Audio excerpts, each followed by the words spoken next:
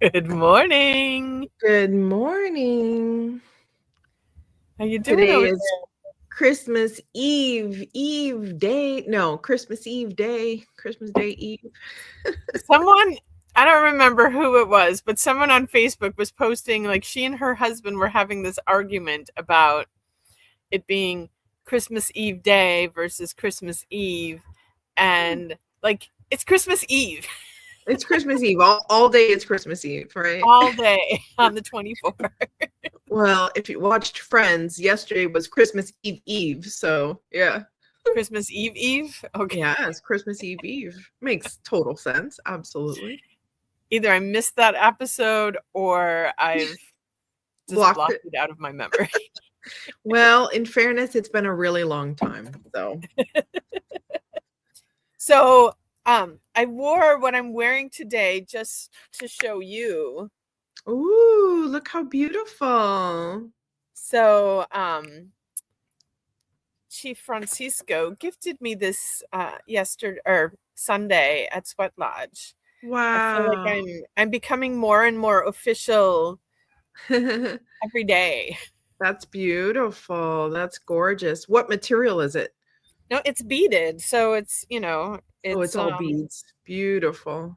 someone from um I don't know who, someone he knows does these, and I love, he wears like the beaded earrings. He has different beaded things that he Yeah. wears. And Yeah. um, so he had this one specially made for me. Very cool. I feel very honored. That is And nice. I have to talk a little bit about the Sweat Lodge on Sunday because it was over the top. Ooh, why was it over the Yeah. top? Tell me. We had the most people that we've had for a Sweat Lodge. So, it's we talked about in the beginning, like, how do we fit more in? Someone said it's like, when you see the clowns getting out of the VW Beetle, The car. like you don't think that many can fit in there, but somehow they all do. And so we had the 2 rows, and I'm like, I hope never have to be in that first row, because I remember you've said it. Yeah. I can barely tolerate the intensity, although it is weird to me when I do pour the water. I'm sitting right next to the rocks, and I swear, like, spirit puts a bubble over me because I don't even feel it. But in the Amazing. back, I'm like, I'm dying. So where But did you end up sitting, in the back or in the front row? so I only sat in the front row for the second door when I poured the water. And the 2 elders were there again, the ones that were there when I sang a song for the first time. And this time when I sang the song, like, because I had it from the get-go, but then everybody like joined in and they were singing it like around, and it was just like the whole Sweat Lodge was just filled with this beautiful magical energy of the water song. And Beautiful. so it felt extra special good.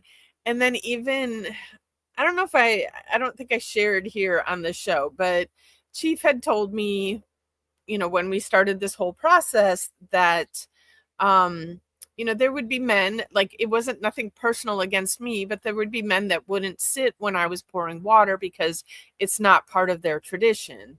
Men sit when men are pouring water, and women sit when women pour water. And but yesterday, one of those men who said he wouldn't sit when I was pouring water sat while I poured water. And he even came up to me after the ceremony was done and complimented me on how well that I did. And, Wow. he explained that, he wasn't going to sit because I was pouring, but then Chief and he talked, and he explained how, like, I have to learn, and the only way for me to learn is to be there and pour water. And Yeah. so he said he understood that, and he said he was very surprised at how well I did with my portion Wow. of the Sweat Lodge.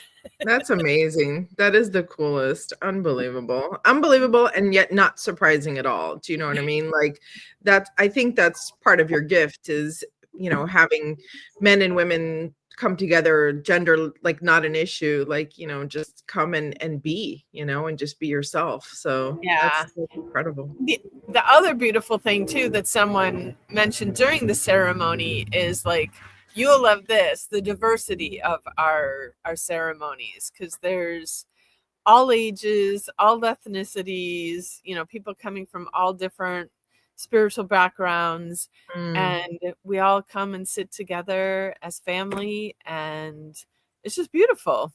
yeah. And I love that it's like it's a non-denominational thing, you can hold on to all of your beliefs and do whatever it is that you do and still have this amazing experience. Absolutely, absolutely. Very You see, cool. I'm Very outside today. well, let's see. No, I took the morning off, but I will tell you that yesterday, we used we nothing me. I used my ice scraper to scrape my windshield. Um, so I am in ice scraper territory. And then brushing it off, and it's just adorable and whatnot. It is cold though. It is darn cold. Um, yeah, but I'm getting used to it. I'm only wearing, let's see, one, two, three, four, only 4 to 5 layers now. So we're good. We're good. It's great. It's Oh man, I love it. So yeah, it's a beautiful 65 here in Fort Lauderdale, and so I decided to bring the computer outdoors, and I'm struggling a little bit with the sun and trying to get the lighting, and I wanted more of the lush background of my yard, but the way the sun is right now, it's like any other seat that I sit to give you right, that view. right. The sun was like blinding me. So you get the view of the back of my house, but it's okay. It's very light and airy and beautiful, and I love your lighting, so it's good. So what do we got today? So today we're talking about journaling and how do you feel Mm. about it, and do you have an alternative? So I love tell us your journaling story about how like you never wrote in the books and then Oh gosh. Oh, yeah. That's that feels like a lifetime ago. Let's see if I can spin around a little bit. Like all that, these back here, they're all journals. And I have like, hold on, I'm coming. I have like Carpe Noctem, and I have this one, and I ooh. have, oh, but wait, there's more. But wait, there's more. Yeah, I'm Look sorry if you're just listening to this on like a look podcast platform. Ooh, check that out. Look at Steampunk that all the one. It way. has a little whistle, it has a compass, it's got that whole little, like, steampunk, and it's got Nice. these cool pages. Yeah. Um, Hold on, there's another one that you would like. Oh, I see it. Hang on. Totally worth the visual. Hang on. You brought up journals. This is one of my addictions. I got this one with a cool clasp, and I got, look at this one. The eye. Your eye. Nice. Isn't that cool? So Yeah. you can see I'm definitely a journal collector. And the story is that I've been collecting these for years and years and years. And I always struggled with, what do I even write in it? Like, could my words ever be worthy enough to write on these types of pages? Like, these are handmade paper. I don't know. When I think of handmade paper, I think of, like, I don't know, papyrus. You know what I Right? mean? I think of something like really ancient, Ancient Egyptian really, scrolls. It must right, contain the most right. That must, profound spiritual wisdom ever. right. And then, and actually, now that you say that, we have seen scrolls and whatnot that contain, like, a grocery shopping list. Like, we need 2 chickens and 1 cow, and it's like, oh yeah, when you think of people writing back in the day, you think it was something sacred. But in truth, I'm sure they wrote down everything, Your honeydew but list and the grocery yeah, right. shopping list. Right. They probably shredded the lists, which is why we don't see much of them. And they kept the sacred things, which totally makes sense. But because of that, I always had this idea in my head that, like, man, your words have to be really worthy, really poetic, really amazing. Right. And then, and I'm telling you, this is like a lifelong obsession. Like, I literally have crap like this because I want to, like, Ooh. write amazing things. Right. Anyway, the year I started drinking cacao, I just had such a flush of creativity and openness. And anyway, the point is, I had so much to say built up, and cacao really opened that door for me that I absolutely went gangbusters. And I started in writing in every single journal. This one is one of my favorite ones. And it's like, it has real words in it, and it's one of those pretty paper ones. What I have found is I compartmentalize. So one journal is for one type of thoughts and the other journal is for other type of thoughts. I mean, I am still me. It's like a journal spreadsheet. Don't think that I still don't think like that. But like when I have let's say experiences, I will put them in here. When I need to work something out, I will put them in here, and that way, like every time I have a Reiki session, I'll put it in this one, right? Or like I have another one that's got a little tree on it. And so every time I do a forest bathing Ooh. experience, right, I put it in this one. I love I keep that. my notes in here and my little journals, or my little poems and things like that I refer to. So really for me, journaling, it's not a daily habit for me. It's not. If when I do my 369, then I guess it's like mini journaling because it is just like a little page, but it's not free flow. It's more intentional of what I'm writing. But when the mood strikes me and I have the correct book, then yeah, journaling can be really a great exercise just to kind of go through my thoughts, organize things a little bit. What's your practice? Well, as you were saying this, I just have to point out that we have life BC and life AC. And so BC doesn't mean before Christ. BC means before cacao. And True, AC is after cacao. true. Um, so I go through phases. Like there's times where I am just so pulled to journal and I will be journaling every day. And a lot of times for me, it's like automatic writing or writing down like the downloads that are coming to me.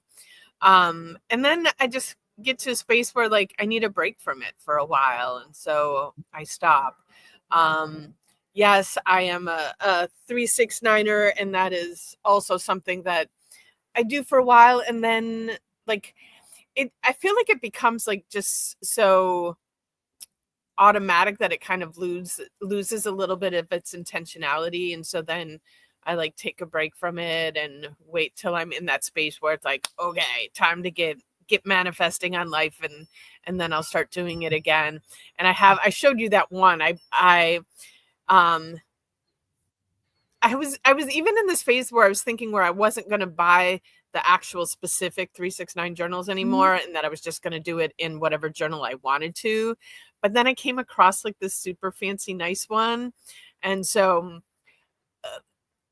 like there's a piece of me like this is dumb, but there's the other piece of me that's like, yes, we're going to do this, that Yeah. it's going to be the beginning of 2025 for me. I'm going to start with my fancy 369 journal. And part of that comes from like getting a little bit more clarity on what direction I'm going and what I want to happen in the world and in my Mhm. life, I should say. um, so yeah, that's the intention there. And I like as a kid, like I wrote in my diary a lot. Oh, When I yeah. was an exchange student, I wrote every single day, like what I did that day. So that exchange year for me, like every once in a while, I'll go back and I'll find that journal and like, so today in 1986, what was I doing in Caracas, Nice. Venezuela? Okay. And that's kind of fun. Yeah. Um, Other journals, I don't keep all of mine. Sometimes it's like, okay, this journal's complete and it's time to um offer it to the fire and let it go into because it's like the smoke is prayer, and Mhm. it's all released to creator, source, universe. And Mhm. Yeah, now that you mentioned writing in your diary when you were a kid, I remember I used to have a Hello Kitty diary, and I would write in it, "Dear diary." And then one day my mom found my diary and read it and then confronted me about it. And that was like key violation, like numero uno. I will never write anything down again. Um, I've heard and a lot of people like have that experience that someone found yeah, their diary, their journal, and they and it felt like so ruined. violated that they stopped doing it. And Yeah, yeah. Yeah, I mean, and that, right, that's not limited to kids. That's everybody. So it does take a lot of courage to come back to it, and to feel safe enough to write. And I suppose if you truly feel unsafe, you could write, because I do think there's something physical about using your hand, that you could write it and burn it immediately. Um, and what are some journaling alternatives? I personally enjoy a good walk around my property talking out loud. you know I don't know what the neighbors think, but I feel pretty good about it sometimes. Not in this weather, not right now. Although I will say the cold does tend to like really wake you up and get you focused, like hurry up. So if you're not a writer, or if you can't write, or you're not free to write or whatnot, what are some alternatives? And I think walking and kind of just what we used to call brainstorming, right? Where you would just throw everything out. Our friend Rebecca had, she gave us such a good practice. Let me see. It's in one of my journals. And I think she's posted this, she is, what's the name of her? I can't remember the name of her business. Um, yeah, oh, darn it. Sorry, Rebecca. All right. We'll post it in the comments when I find it. I just think Rebecca is what I think.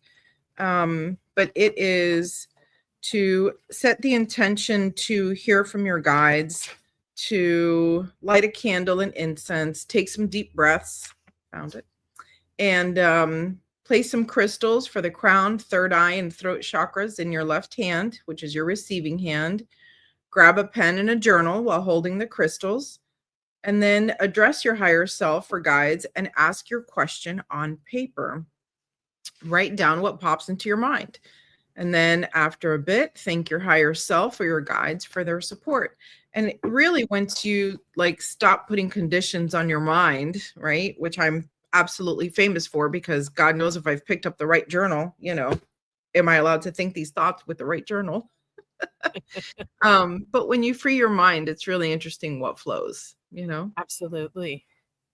So shout out to Tracy out there. She's checking us out. Um Oh, and that picture is a Florencia picture.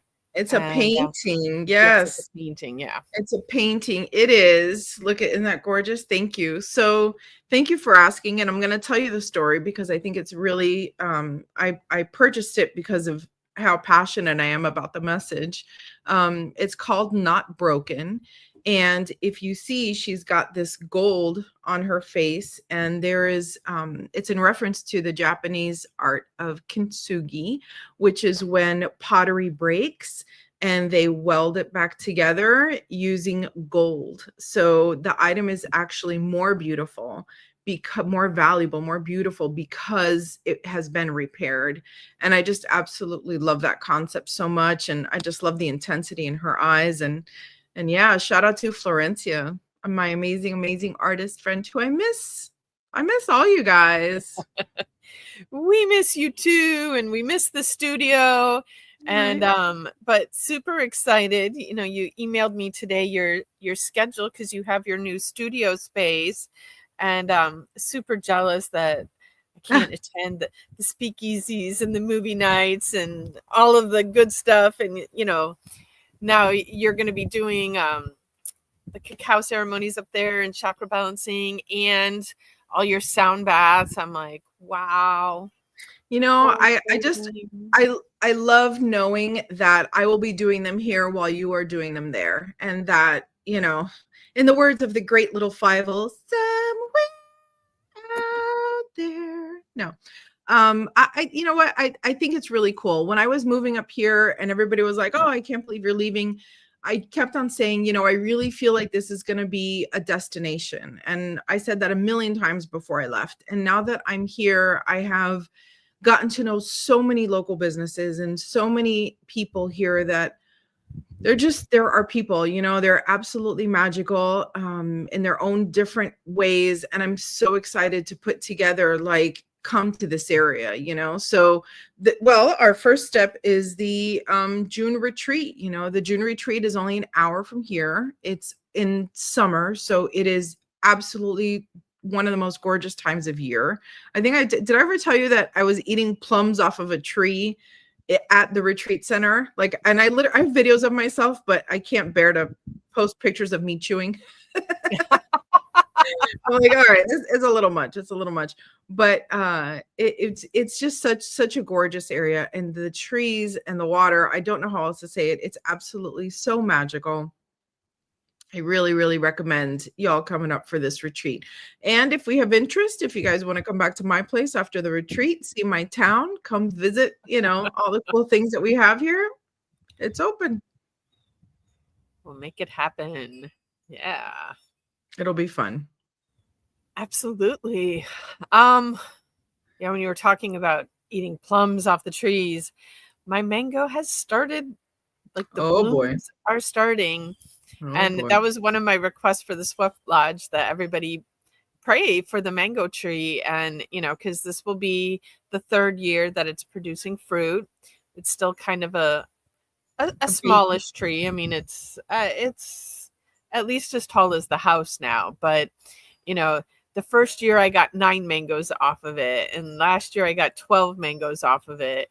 And Wow. so my hope is that this year there's more mangoes than I can count, so that when people come to the Sweat Lodge, we can share and enjoy that fruit. And I've been talking to the tree and massaging its leaves. And There you go. someone, oh, it was our friend Vicky, I think, that told me that, like, if you touch the plants that are producing food for you, if you touch them, it like receives like the genetic information of like what's going on in your body, and it will specifically Mm. produce fruit that will be beneficial to you and help heal you. Yeah, that And absolutely makes sense. I saw one research study that said that they took house plants and they monitored the house plants and the humans and their distance apart. And as the humans got closer to the house plants, but when I say closer, I mean it was something like 200 yards kilometers, away, right? What is it? kilometers, Kilometers. Yeah, what's a kilometer? But like really, really far, like ridiculously far almost away, a mile away, almost right? a mile. The plants perked up and the plants like responded to you getting closer. I think My humans arriving. yeah, I think as you know, a society, we've cut ourselves off so much from the magic that's all over. It really is. I just read a quote the other day. I can't remember who said it, but it was like, we have gotten so accustomed to all the miracles around us all the time that we don't even think about them. But the truth is that they are, and it really is amazing. And you know, all of these plants and all of these things were meant to live symbiotically. This is my plug for Braiding Sweetgrass. If you have not read it, please buy it. It will absolutely change your life. I'm now reading Serviceberry, and it's her latest publication, and it is just as beautiful and poetically written. I mean, I'm a pretty solid reader, and so far, her words, the way that she crafts them, I Yeah. think I haven't read anyone else. And like I've read. Like, Yes, I agree with you. Like she has a very special way of weaving together words that it's a pleasure to read them. it I is a like it's pleasure. easy, it's smooth, it's beautiful. Sometimes I'm reading books and it's like it's a struggle and you're like if I have to sit with a dictionary and look up words, I'm like, "Ugh, what does that mean?" Like, okay, I don't care what it means. I'm just going to keep going. And yeah, I haven't ordered the book yet, but it's definitely on my list of things to do on Amazon. It's To a check off sweet the little list. book. It's tiny. It's not a big one. Oh, okay. But no, yeah, it's too far for me to go run and get it, but it's small and big print, and it's just like it's a little size. But it's delicious. Like it's like gourmet, right? Like when you go to a gourmet restaurant, how they serve you like an ounce of something, but it's like the best 1 ounce of whatever it is. It's like that. Yeah. So Awesome. all good. Yesterday, I walked into our local bookstore. Oh my gosh, wait. Narrative bookstore. It is the cutest place ever. Everything here is so adorable. Um, anyway, yeah, they're just really, really cool. And they have book club. Like, when was the last time I even saw a book club, outside of Body and Soul, right? Yeah. And they sell albums, and they have these cool candles that one of them says like new book smell, and then the other one is like last chapter blues. Fucking Aw. hysterical. And then the third one that I saw, I'm gonna post these later, but it said it started at the book fair. Which is so true. Scholastic is my absolute yeah, just weakness. Yeah. Yeah. Hand me a little 2-page flyer with pictures of books, I'm all over it. You had that, right? Did you grow up with the Scholastic Book Fair? Yep. Yep. Yeah. No, and I remember like it was a big deal. Growing up, my parents worked hard to get by, and um like it was a big deal to be able to pick out and buy an actual book as opposed to like, going buying used books or Good to the receiving them as library. gifts or something or checking them out of the library. So to actually be able to buy a book back when I was a kid was a big deal. Yeah. And yeah, I think I remember like feeling the disappointment of wanting every single book, not being able to get them all. But Yeah. my mom was a huge, huge reader. Like you never saw my mom without at least one book. And like she always had the big purse because you had to have room for the book because, Right. like she was never one to complain about waiting anywhere because that was just more time to read the book. And Yeah. Yeah. um Yeah. so I'm yeah. right there. And my kids are the same. And what's interesting is that this little bookstore, they buy books. So I said, well, that's really interesting because I have all my kids' books and they're not overly attached to them. My daughter a little bit more so than my son. But because I homeschooled my kids, a lot of my books I have in triplicate because we would read together, the three of us. So I'm like, maybe I will contribute, like you'll never catch me putting a book in Goodwill. I'd rather be buried with it. Like I'm not letting it go to some pile where it gets moldy and horrible and whatever. I will donate it to a place that I know people are going to get it and love it, but I'm not just going to throw it in the big pile. And for locals that might be listening, I don't know how your Goodwill is here or if there even is one, but we had some Goodwills that I walked in and I saw like mountains of donated items that there's no way anyone was ever going to go through them. Like we're talking bulldozer piles. And it's a shame because those things go bad. Yeah. So anyway, yeah. So I might be letting some of the books go to, good families and whatnot. So we'll see. What I've done a lot too with, so many of my books are more spiritual kinds of books. And Um, there was the ones that from early on when I started diving into this realm, however many cajillion years ago that was. And like some of those books, like I held on to them because like they were, they were so important to my growth. And then it got to the moment where I realized like I didn't need those books anymore, but somebody else did to start on their path. And so Right. I started, just handing them out. And there have been times too where there's been books where I'm like, I'm having a conversation with someone and it's like, oh my God, they need this book and I have it right here. I'm just going to give it to them to make sure that they read this book. And I'm like, and if it ever comes that I feel like I need that book again, I'll just buy it again. Right. But I just feel joy in sharing books. And I also have a treasure of I had a friend who had a new age bookstore where they would buy people's used books and then Oh, sell them. But when they closed their shop, they were like, they were closing and leaving town. And so they had like these boxes of books and it was like, pick a box and, for $5, you can have this entire box of books. But what's so fun is like so many of these books are books that were written in the 40s and 50s and 60s. And like I'll pick them up and read them and it's like the content in here is no different than the spiritual books that are being written today. Like, a lot of times they call it new age and it ain't new.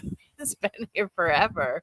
yeah. And so every once in a while I grab one of those and I like it's kind of, I feel like it's like time traveling too, and the recognition that time isn't real. And even though that book was written then, the book was also written now, and Right. everything's now. And Right. yeah, Yeah, that's that's beautiful. You reminded me when I was probably in high school, there was a like, I don't know what it was called. I don't know. You know how like your kid brain interprets things and who knows what it was really, but I think it was some sort of like school system surplus or county surplus. And you could go and buy like a filing cabinet or a school desk. Like we were three kids. My mom bought us all desks just like in school, and she would make us sit down and do our homework there. I think it was probably just to control us because we were insane and drove her mad. But so if we sat in the same chair that we had in school, it felt very official. But you could buy stuff like that, and they had tons of books. And I remember buying 10 books for $1. And they were like high school books. So they were important, great books, like, I mean, it was just really, really interesting. I'm kind of glad I don't know where that place is today. oh, So all good. all right, we've been talking a long while here, so people need to get on with their festivity preparation, and we both got stuff to do too. We do. I will tell you, I am taking the day off. My partner is doing the cooking. He's got some stuff planned. I'm very excited about that. So I may just spend my day doing some reading. And yeah, as a matter of fact, on deck is Wintering. What does the Yeah. rest of it say? Wintering, The Power of Rest and Retreat in Difficult Times by Catherine May. So, I read like 3 books at a time. So I got that one, and I got On Our Best Behavior. That one I'm working on as well. The 7 Deadly Sins and the Price Women Pay to Be Good. So lots of fun. Yes. All right. Well, with that, I think we'll let everybody go. And I want to wish everybody a magical day. All right. See you later.